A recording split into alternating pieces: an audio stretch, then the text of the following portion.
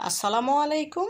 সবাইকে অগ্রিম ঈদ উল ফিতরের শুভেচ্ছা জানিয়ে শুরু করছি আমার আজকের আয়োজনে থাকছে ঈদের স্পেশাল হাতে বানানো চুটকি পিঠা বা চুষি পিঠা রান্নার সহজ রেসিপি। বাঙালির ঈদ মানেই সেমাই পায়েস পিঠাপুলির হরেক রকম আয়োজন। সেমাই ছাড়া ঈদ যেন অসম্পূর্ণ। এই অসম্পূর্ণ ঈদকে সম্পূর্ণ করতে আমি নিয়ে এলাম হাতে বানানো সেমাই রান্নার সহজ রেসিপি। কিভাবে এই সেমাইগুলো রান্না করে নিয়েছি তার সকল টিপস সহ আজকের রেসিপি। তো বন্ধুরা, কথা না বাড়িয়ে চলুন মূল প্রস্তুত প্রণালীতে যাওয়া যাক। চুটকি পিঠা রান্না করার জন্য প্রথমে চুলে একটি প্যান বসিয়ে নিয়েছি। দিয়ে দিচ্ছি মেজারমেন্ট কাপের 1 কাপ চুটকি পিঠা বা হাতে বানানো সেমাই। গ্যাসের ফ্লেম লো হিটে রেখে এই সেমাইগুলো ভেজে নিতে হবে 3 থেকে 4 মিনিট। এই সেমাইগুলো আমার হাতে তৈরি করে নেওয়া।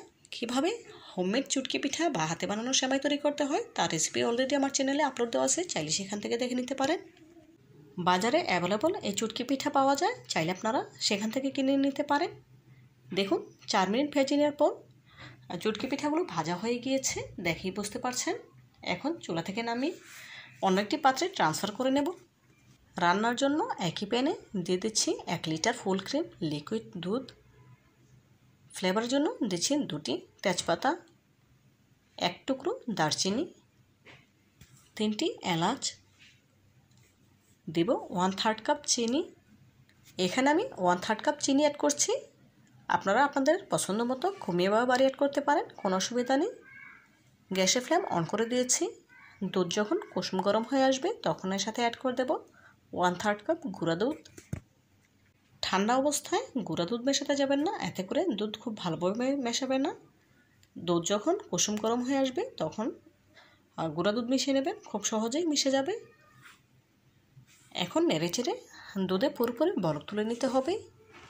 তো বন্ধুরা, যারা আমার ভিডিওটি ইউটিউব চ্যানেল থেকে দেখছেন প্লিজ ভিডিওটিতে লাইক দিয়ে চ্যানেলটি সাবস্ক্রাইব করে পাশে থাকা বেল বাটনে ক্লিক করে দিবেন, এবং যারা ফেসবুক পেজ থেকে দেখছেন প্লিজ লাইক দিয়ে পেজটিতে ফলো দিয়ে দেবেন। এতে করে আমি যখনও কোনো নতুন রেসিপি আপলোড করব সবার আগে আপনার কাছে পৌঁছে যাবে।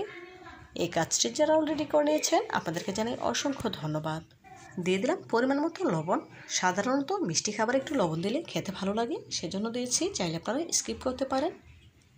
দেখুন দুধে যখন পুরোপুরি বলক চলে এসেছে তখন অল্প অল্প করে ভেজে রাখা চষি পিঠাগুলো দেবো আর নাড়তে থাকবো। একসাথে সবগুলো দেওয়া যাবে না, এতে করে দলা পেকে যেতে পারে। ভেজে রাখা সম্পূর্ণ চষি পিঠাগুলো দিয়ে দিয়েছি। এখন নেড়েচেড়ে জাল করে নিতে হবে। হাতে বানানো এই সেমাইগুলো রান্না করা একদম সহজ, একেবারে অল্প উপকরণে অল্প সময় তৈরি করা যায়, খেতে কিন্তু হয় দুর্দান্ত। আপনারা আসছে ঈদে আমার রেসিপিটি ফলো করে একবার হলেও বাসায় ট্রাই করতে পারেন, ইনশাল্লাহ অনেক বেশি ভালো লাগবে। গ্যাসের ফ্লেম লো হিটে করে এই সেমাইগুলো রান্না করে নিতে হবে। আমি গ্যাসের ফ্লেম লো হিটে করে দিয়েছি। এখন নেড়েচেড়ে ঢাকা দিয়ে জাল করে নেব। দেখুন এই পর্যায়ে সেমাইগুলো প্রায় 50%-এর মতো সেদ্ধ হয়ে এসেছে, দেখেই বুঝতে পারছেন। এখন এর সাথে অ্যাড করে দেব কুচি করে রাখা নারকেল। এখানে আমি 1/3 কাপ কুচি করা নারকেল নিয়েছি, দেখেই বুঝতে পারছেন। এগুলো কোরানো নয়, ছোট ছোট টুকরো করে কেটে নিয়েছি। সম্পূর্ণ নারকেল অ্যাড করে দিলাম। এখন নেড়েচেড়ে আবারও ঢাকা দিয়ে জাল করে নেব। যেহেতু গ্যাসের ফ্লেম লো হিটে আছে, দুধ উতলে পড়ে যাওয়ার সম্ভাবনা নেই। অফ ক্যামেরায় এখানে 1/2 কাপ কোরানো নারকেল অ্যাড করেছি। দেখুন এই পর্যায়ে সেমাইটা আমার রান্না করা হয়ে গিয়েছে, দেখেই বুঝতে পারছেন। অবশ্যই লবণটা চেক করে নিতে হবে। আস্ত মশলাগুলো তুলে ফেলে দিচ্ছি। যতটুকু ফ্লেভারের প্রয়োজন ছিল ততটুকু ফ্লেভার অলরেডি সেমাইতে চলে এসেছে। এখন আর আস্ত মশলাগুলো রাখার কোনো প্রয়োজন নেই, সেজন্য তুলে ফেলে দিচ্ছি। দেখুন বন্ধুরা, সেমাইগুলো আমার রান্না করা কমপ্লিট, দেখেই বুঝতে পারছেন 100% সেদ্ধ হয়ে গিয়েছে। একটা সেমাইয়ের সাথে কিন্তু আরেকটা সেমাই লেগে নেই, দেখেই বোঝা যাচ্ছে। এখন চুলা থেকে নামিয়ে একটি সার্ভিং ডিশে সার্ভ করে আপনাদের সাথে শেয়ার করব। দেখুন বন্ধুরা, চুটকি পিঠাগুলো সার্ভিং প্লেটে সার্ভ করে নিয়েছি।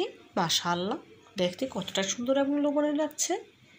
দেখতে যতটা সুন্দর হয়েছে খেতে তার থেকেও অনেক অনেক বেশি মজাদার।